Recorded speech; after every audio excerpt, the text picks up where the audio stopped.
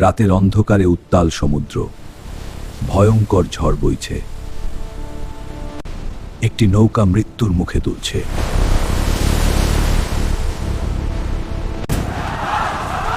কি হচ্ছে এখানে?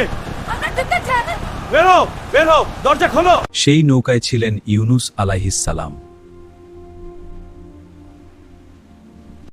তারা লটারির মাধ্যমে একজনকে সমুদ্রে ফেলার সিদ্ধান্ত নিল। 3 বার লটারিতে নাম এলো ইউনুস আবের।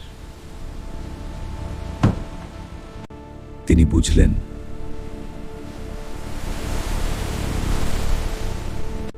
তিনি নিজেই ঝাঁপ দিলেন উত্তাল সমুদ্রে। হঠাৎ এক বিশাল মাছ তাকে গিলে ফেলল। চারদিকে ঘোর অন্ধকার। মাছের পেটের ভেতর তিনি সেজদায় লুটিয়ে পড়লেন। তিনি পড়তে লাগলেন এক দোয়া, লা ইলাহা ইল্লা আনাতা সুবহানাকা ইন্নী কুনতু মিনাজ জালিমিন।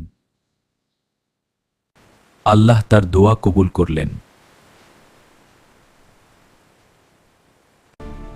মাছটি সাগরের তীরের দিকে এগোতে লাগল।